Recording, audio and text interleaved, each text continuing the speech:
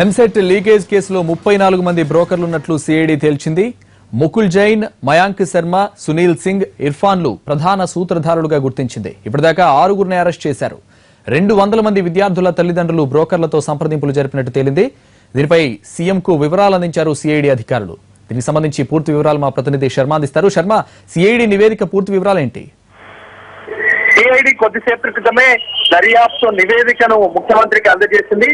ముఖ్యమంత్రి దీనిపైన పూర్తి స్థాయి విశ్లేషణ జరిపారు. అయితే ఇప్పటి వరకు కేవలం 6-7 మంది మాత్రమే బ్రోకర్లు అని బయటికి వచ్చింది. కానీ ముఖ్యమంత్రికి అందజేసినటువంటి నివేదికలో 4 ప్రధాన సూత్రధారులు, 34 మంది బ్రోకర్లు ఈ అంశంలో ఎంసెట్ లీకేజ్ వ్యవహారంలో ఉన్నట్టుగా తేలింది. అంటే దాదాపు 200 మంది విద్యార్థులు ఈ ఎంసెట్ లీకేజ్ పేపర్ ద్వారా పరీక్ష రాసినట్టు గుర్తించారు. 5 ప్రాంతాల్లో ముంబై, ఢిల్లీ, పూణే, కోల్కతా లాంటి ప్రాంతాలకు వెళ్లి క్యాంపులు నిర్వహించి అక్కడ వీళ్ళందరూ కూడా తర్ఫీదు పొందారు. ఆ ఒక్కో సెట్ 160 ప్రశ్నలకు సంబంధించి 2 సెట్లను వాళ్ళకి అందజేయడం ద్వారా వాళ్ళు లబ్ధి పొందినట్టుగా సిఐడి గుర్తించింది. అంటే ఇంకా 200 మంది విద్యార్థులకు సంబంధించి మాత్రమే ఇప్పటి వరకు వచ్చినటువంటి అంశం, దర్యాప్తులో వచ్చినటువంటి అంశం. ఇంకా ఈ విద్యార్థుల సంఖ్య కూడా పెరిగే అవకాశం ఉన్నట్టుగా సిఐడి అధికారులు ముఖ్యమంత్రికి వివరించారు. అయితే ప్రధాన సూత్రధారులు మాత్రం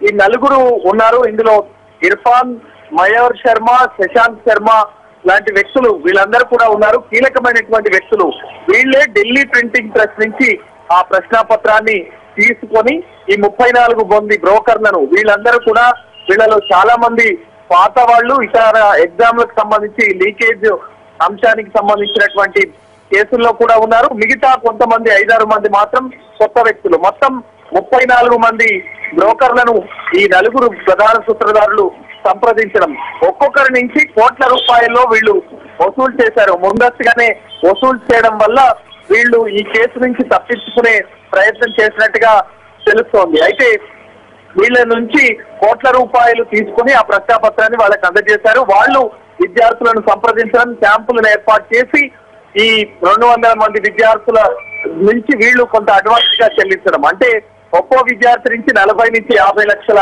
మేరకు అగ్రిమెంట్ కుదుర్చుకున్నట్టు తెలుస్తోంది. అంటే ఇప్పటి వరకు ఈ సంఖ్య దాదాపు 80 నుంచి 90 కోట్ల వరకు డీల్ కుదిరినట్టుగా తెలుస్తోంది. మరి దర్యాప్తులో వేగవంతం జరిగింది కాబట్టి ఇప్పటి వరకు 6గురిని అరెస్ట్ చేశారు. మరో 5 మంది కూడా సిఐడి అధికారుల అదుపులో ఉన్నారు. వాళ్లను విచారిస్తే గనక ఇంకా కొంతమంది బ్రోకర్లకు సంబంధించి, అలాగే ఆ 4 కీలక ప్రధాన సూత్రధారులకు సంబంధించి విచారణ జరుగుతోంది కాబట్టి వాళ్ళ విషయాలు కూడా తెలిసే అవకాశం ఉందని సిఐడి ఆ నివేదికలో పేర్కొంది.